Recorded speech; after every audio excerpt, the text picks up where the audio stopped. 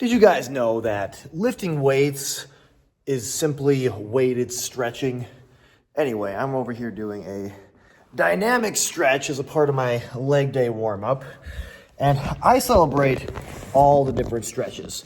And the point of me bringing up that lifting weights is weighted stretching is, in the sea of all the different ways to stretch, at the end of the day, what we are doing is we are bringing muscles, joints, tendons, ligaments into, I guess, elongated states and having them adapt to those states over time.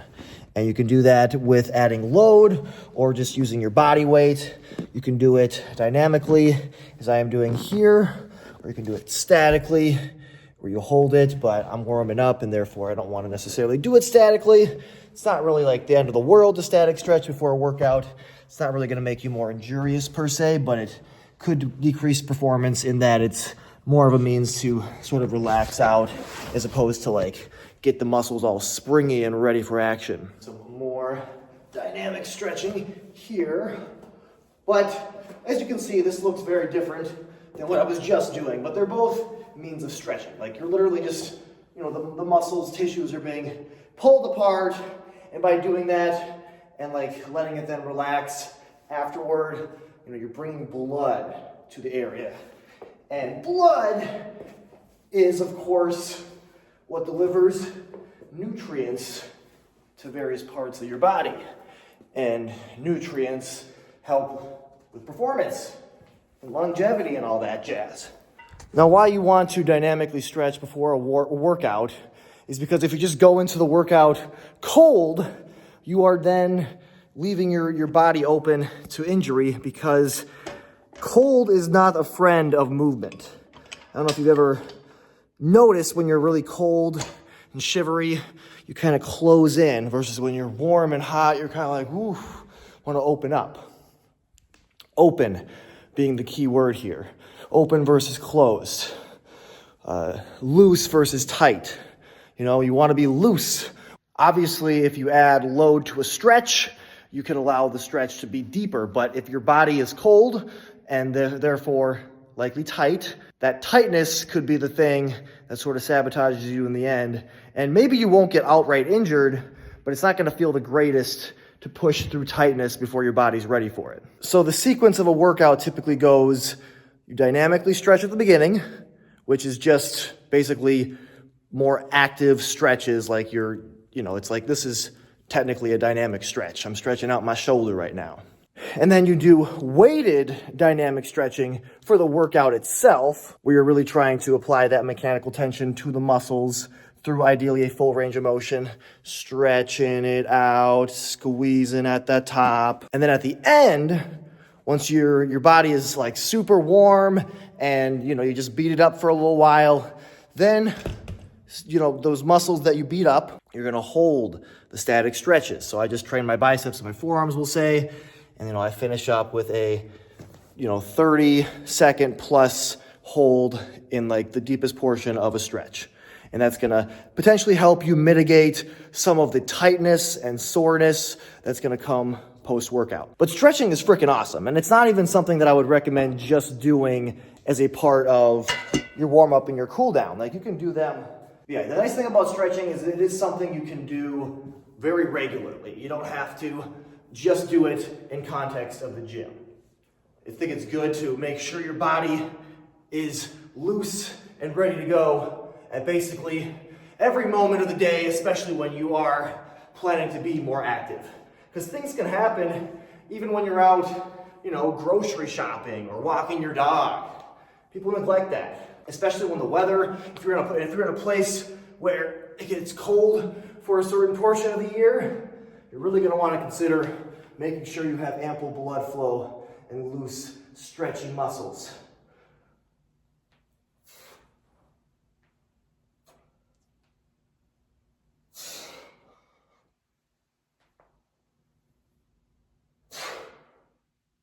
Understand too, the body can move in a large variety of ways. And that, in my opinion, it's a little bit dependent on exactly how you live your life and what kind of activities you're doing most regularly. but it's not gonna hurt to have some level of strength through every range of motion that the body can go through. But again, especially in context of your workout, make sure that the muscles you're gonna be utilizing are loose and ready to go. And this will not just make you less injury prone, but something people don't often consider about a proper warm-up or stretching routine is that it could potentially make you stronger. Because if your body's more prepared for the activity, that means you're going to be able to give more effort in your exercises, push harder, again, with less chance of injury, and therefore you can maybe move more weight, you'll have more endurance, whatever the case may be.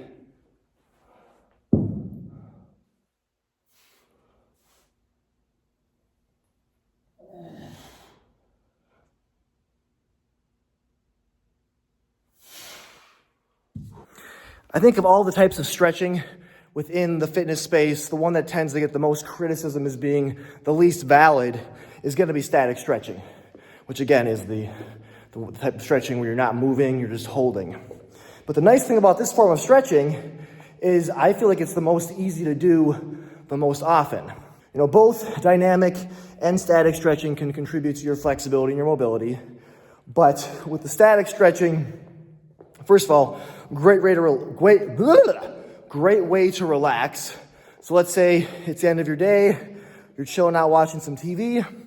If you stretch while watching TV, I can almost guarantee you're going to feel a lot better, a lot more relaxed, and it's going to do your body really well in the end.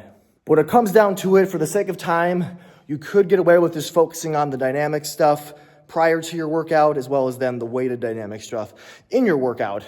But again, ideally try and make sure you are training through full ranges of motion with most, if not all, of your exercises, because that's going to also contribute, of course, to your flexibility, mobility, and your body's longevity in the end. Another thing is when you look at something like myofascial release through foam rolling, massage gun, all that jazz, using a hard lacrosse ball. That is also a form of stretching. When you're applying the pressure to the muscles, you're stretching them out.